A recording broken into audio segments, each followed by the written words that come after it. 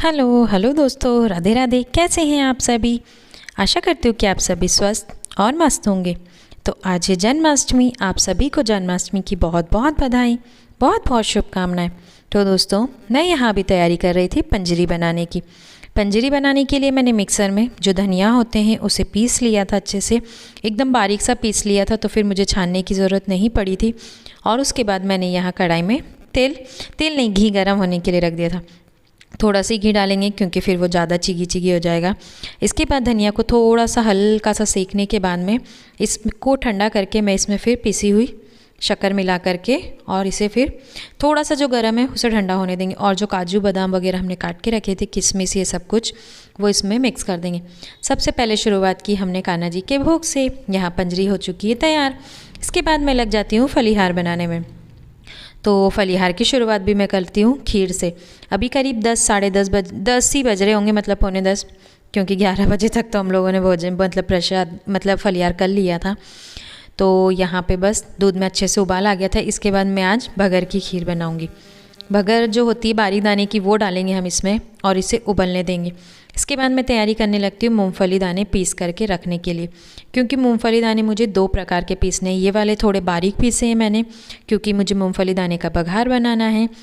और इसके बाद में जो हम खिचड़ी में डालेंगे वो वाले फली दाने पीसूँगी, थोड़े से बड़े बड़े। तो बस दोनों बघार के यहाँ पे पीस के रख देती हूँ।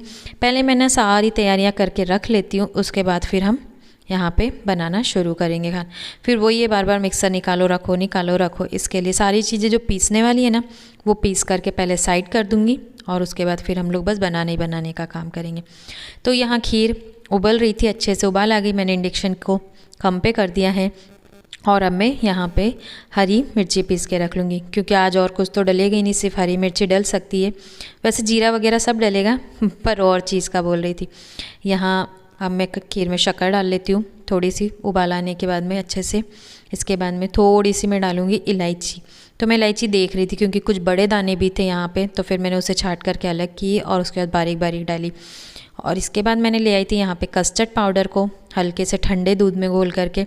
कस्टर्ड पाउडर ना खीर में बहुत अच्छा लगता है, उससे एक अलग ही टेस्ट आता है और गाढ़ापन भी आता है। मैं जब भी खीर बनाती हूँ ना, तब कस्टर्ड पाउडर ज़रूर डालती हूँ। यहाँ हरी मिर्ची पीसने के बाद में अब मैं लगा लूँगी टिकिए का आटा। तो यहाँ पे मैंने साबूदाने ले लिए जो हमने रात को ही भिगो के रख दिए थे आज उपवास के लिए।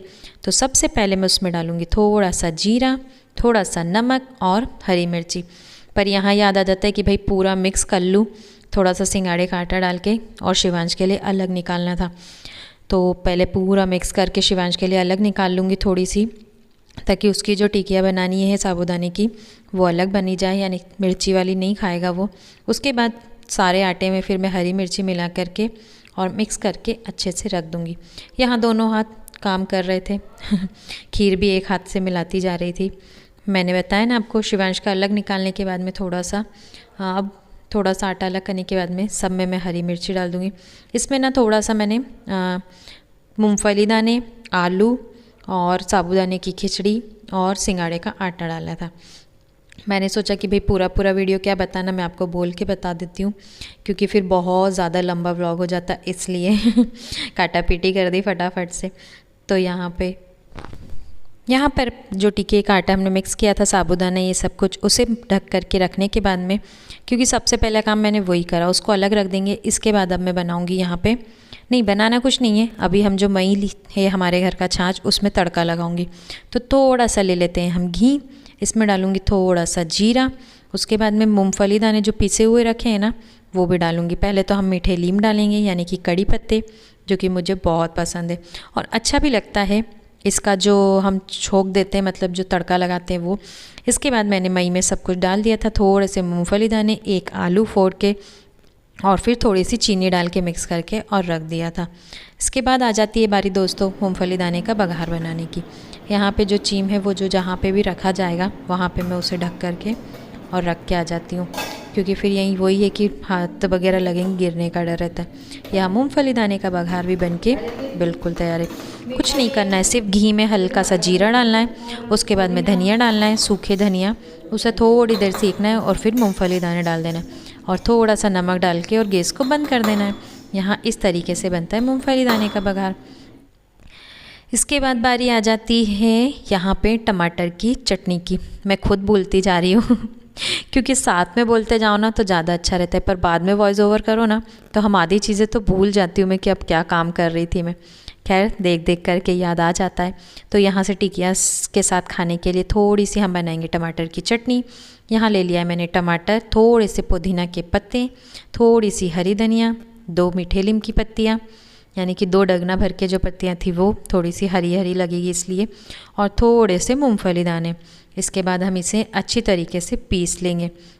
पीसने के बाद ना ज़्यादा मतलब बारीक भी नहीं करना है और ज़्यादा बड़ा भी नहीं, एकदम महीन से पीस के और रख देना। ये देखिए यहाँ मैंने थोड़े छोटे बर्तन में निकाल दिया था। इसके बाद हम लोग यहाँ पे बनाने लगते हैं खिचड़ी। मैं करने लगती हूँ यहाँ खिचड़ी की तैयारी। खिचड़ी अभी यहाँ 2 प्रकार की बनेगी, एक बनेगी आलू वाली, एक बनेगी बिना आलू वाली। तो यहाँ कढ़ाई में घी लेके हल्का सा जीरा डाला, कड़ी पत्ते डाले, मूंगफली दाने डाले। मैं खिचड़ी में धनिया नहीं डालती, सूखा धनिया मुझे पसंद नहीं है। हाँ, जो हरा वाला धनिया है वो डालेंगे। सूखा धनिया दाने से ना फिर सावली हो जाती है खिचड़ी। जब सब कुछ अच्छे से पक चुका है, हरी मिर्ची, मूंगफली दाने ये सब, तो हम इसमें जो साबूदाने हमने भिगो के रखे थे वो पूरे के पूरे डाल देंगे। मैंने साबूदाने रात में ही गला दिए थे, बहुत अच्छे से गल जाते हैं। सुबह पता चल जाता है कि भाई किस चीज़ की कमी है तो हम उसमें डाल सकते हैं साबूदाने। ये सब कुछ अच्छे से मिक्स करने के बाद में मैं इसमें डालूँगी आलू। और अभी के फ़िलहाल के आलू तो पता नहीं कैसे आ रहे हैं, एकदम फ़रके तो होते ही नहीं, ऐसे गीले गीले रहते हैं कि पूछो मत। उस दिन हमने आलू के पराठे भी बनाए थे ना, वो भी सब बड़ी मुश्किल से बने थे, सारा आटा गीला गीला था। ना जाने क्या ही समस्या है इस बार के आलू में। खैर खाना तो हमें ही था तो यहाँ पे आलू डाल के मैं इसे मिक्स करने लगती हूँ। मुझे ना फरकी खिचड़ी बहुत ज़्यादा पसंद है, पर ये आलू डालने के बाद में ना जाने ये चिगी चिगी कैसी हो गई थी। पर अब क्या भी कह सकते यार, आलू डालने से ही प्रॉब्लम हुई थी। बाकी तो जो एक खिचड़ी और बनाई थी हमने बिना आलू की, वो बहुत अच्छी बनी थी। इसके बाद बारी आ जाती है टिकिया की। तेल गरम कर लिया है, यहाँ हमने तेल का यूज़ किया है। अब मैं घी नहीं करूँगी क्योंकि भाई बहुत ज़्यादा घी लग जाता है इसलिए। तो यहाँ ये देखिए कितनी अच्छी टिकिया बन रही, एकदम फूली फूली सी। यही फ़ायदा है, अगर आप पहले आटा लगा के रख देंगे ना इसका टिकिया का अच्छी तरीके से मस करके, तो वो बहुत अच्छे से सेट हो जाता है और फिर फटाफट से टिकिया बन जाती। ये बनी हमारी आज भोग की थाली, यानी कि फलियारी। मैंने सिर्फ इसमें मूँगफली दाने का बघार नहीं लिया है। आइए आप लोग भी जिम लीजिए। हमने कान्हा जी को भोग लगाया और उसके बाद फिर हमारी पेट पूजा, क्योंकि हमें कहीं जाना था इसलिए जल्दी जल्दी पेट पूजा करके हम लोग निकल जाते हैं। विचार तो कब का चल रहा था, 4-5 दिन का, पर सोचा कि भाई आज चल देते हैं। तो फिर जल्दी जल्दी से सब कुछ काम निपटाया, बर्तन वगैरह, कपड़े वपड़े, ये वो सब कुछ, और रेडी होके निकल जाते हैं हम लोग केलनपुर के लिए। क्योंकि केलनपुर में भी महादेव जी निकले, मतलब शंकर जी। वहाँ पे खुद ही सारी क्रियाएं हो रही हैं, किसी भी इंसान को कुछ करने की ज़रूरत ही नहीं। वहाँ सारे मतलब जो भगवान जी हैं, भोलेनाथ जी, वही सब कुछ करते हैं। वहाँ पे कुछ भी वहाँ के जो रहने वाले हैं वो कुछ नहीं करते। यानी कि वहाँ हम लोगों की जैसे आम इंसान रहते हैं, उनके घर निकले हैं शंकर जी। खैर आप लोगों को पता होगा, यूट्यूब पर भी न्यूज़ डली है, नहीं हो तो आप लोग खोल के ज़रूर देखिए केलनपुर वाले के चमत्कार। तो दोस्तों हम लोग यहाँ निकल चुके थे इस तरीके से, और ये कुछ दिखाई थी मैंने आपको हमारे इधर की हरियाली, क्योंकि अभी भाई बारिश का मौसम है तो हर जगह हरा ही हरा दिखेगा, जो कि बहुत अच्छा लगता है। गंजाल नदी भी आपने देखी ली, और इस वक्त पहुंच चुके थे हम लोग टिमनी। टिमनी में तो कुछ काम था नहीं, थोड़े से फल वगैरह ही लेना था बस प्रसाद के लिए, क्योंकि हम भी पहली बार ही जा रहे थे तो हमें तो पता भी नहीं था कि वहाँ क्या लगेगा क्या नहीं। फिर भी हमने नारियल, ये है हरदा की डबल फाटक, फिर भी हमने घर से नारियल, अगरबत्ती, फूल वगैरह, थोड़े से बिलपत्ती और थोड़े से फल फ्रूट वगैरह रख लिए थे, केले वगैरह, कि भाई इतना तो चढ़ा नहीं देंगे, नहीं भी दिया तो अपने बैग में वापस आ जाता। पर वो लोग बहुत अच्छे, सब कुछ करने दिया। यहाँ हम लोग दोस्तों हरदा पहुँच चुके हैं, क्योंकि हरदा से ही होकर के हमें केलनपुर के लिए जाना होगा। हम लोग भी पहली बार ही जा रहे थे, अभी तक तो गए नहीं थे केलनपुर वहाँ बहुत अच्छे, यानी कि पिछले साल वहाँ पे जो बिलपत्र का पेड़ होता है उसमें से चंदन गिरना शुरू हुआ था, आप लोगों ने वीडियो देखे ही होंगे। उसके बाद वहाँ पे फिर शंकर जी की हल्की सी मिट्टी की प्रतिमा बनना शुरू हो गई, यानी कि मूर्ति। देखिए मैं आपको दर्शन कराती हूँ आगे। ये देखिए हम उनके घर पहुँच चुके हैं। कुछ इस तरीके से बाहर बोर्ड लगा है, टाइम तो लिखा हुआ है, पर टाइम की तो कोई पाबंदी नहीं, क्योंकि दिन भर भक्तों का आना जाना लगा रहता है, तो फिर वो लोग मना नहीं करते।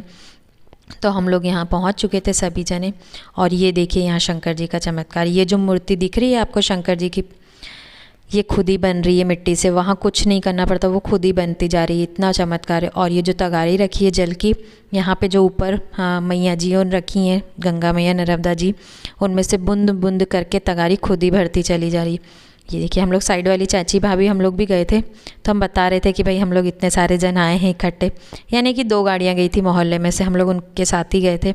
वो लोग भी बहुत दिन से बोल रहे थे और हम लोग भी, तो मैंने सोचा कि चलते हैं। तो फिर हम लोग साथ में ही गए थे दर्शन करने के लिए, क्योंकि हम लोग कब का बोल रहे थे कि भाई दर्शन करने जाना है। जब इतने चमत्कार अपने पास के गांव में हो रहे हैं तो जाना भी चाहिए। उनके चमत्कारों की तो हम बता ही नहीं सकते कि उनने कितने सारे बताए, वहाँ के भैया ने हमें चमत्कार। बस आप लोग तो दर्शन कर लीजिए जल्दी से। ये देखिए, ये जो शंकर जी दिख रहे हैं ये मिट्टी से खुद ही बन रहे हैं, और इनमें जो मोती लगे हैं वो सोने के मोती भी खुद ही लगते जा रहे हैं। यहाँ के भैया लोग जो हैं उन्होंने हमें बताया कि हमें तो कुछ नहीं करना पड़ता है, यहाँ सब कुछ भगवान ही कर रहे हैं, यानी कि कुकू, चावल, चंदन, बट्टी भी सब अपने आप आ जाती है वहाँ पे अगले दिन की पूजा के लिए। इसके बाद दोस्तों वहाँ करीब आधा घंटा हम लोग बैठने के बाद बहुत मन से, और बहुत मन नहीं भरा है तब तक हम लोग शंकर जी को देखते रहे। जब सब कुछ अच्छे से हो गया कि भाई दर्शन वगैरह, तो उसके बाद हम लोग निकल लिए थे फिर वहाँ से। फिर रास्ते में विचार बना कि भाई घर नहीं जाते हैं, अब हम लोग चल देते हैं हंडिया, क्योंकि हंडिया भी बहुत दिन हो गए थे हम लोग गए नहीं थे। कुबरेश्वर, वो करुणा धाम, तो करुणा धाम जाना था हमें, क्योंकि वहाँ मंदिर स्टार्ट हुआ था बनना, तब मैं गई थी, तब से अभी तक नहीं गई।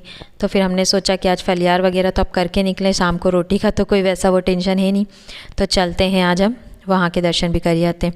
और ये मौसम ही ऐसा है ना बारिश का कि हरियाली हरियाली सब दूर, और इतना अच्छा लगता है ऐसे हरियाली में घूमना कि पूछिए मत। तो हमने सोचा कि भाई चलिए वहाँ भी भोलेनाथ के दर्शन करिए आए। आज भोलेनाथ कुछ ज़्यादा ही प्रसन्न थे, हमें 2 जगह भोलेनाथ मिले।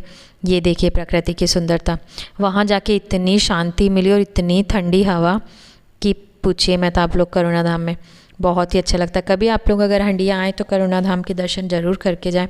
वहाँ शिव शंकर भोलेनाथ का मंदिर बना है नया।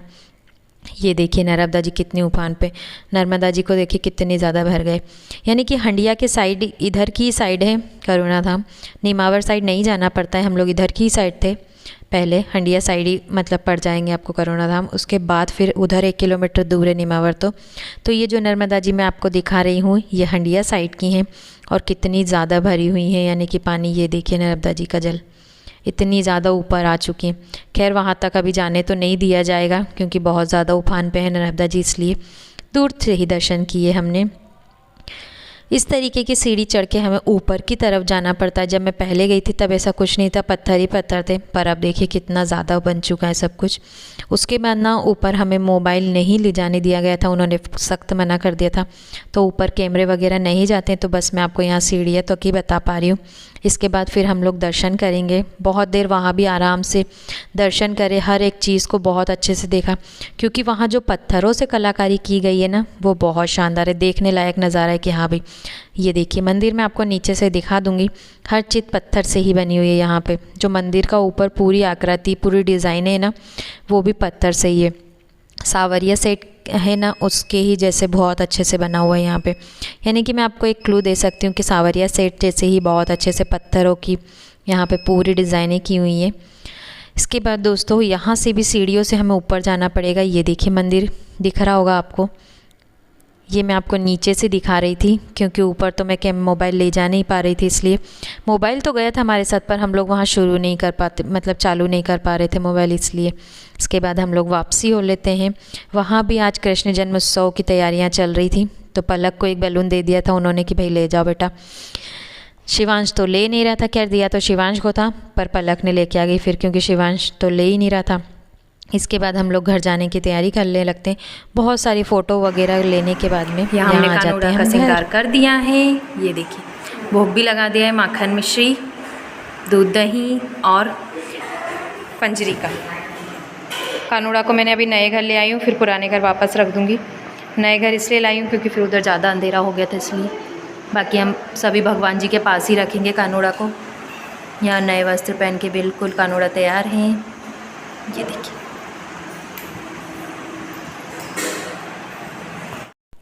वहाँ से आने के बाद दोस्तों मैंने कानूड़ा जी की पूरी तैयारी करी। सुबह सिर्फ हमने उन्हें हल्के से मतलब नए वस्त्र ही पहनाए थे, बाकी मैं तैयारी नहीं कर पाई थी। इसके बाद मैंने उनको पुराने घर ले आई हूँ। अब मैं रात को आरती करूँगी उनकी।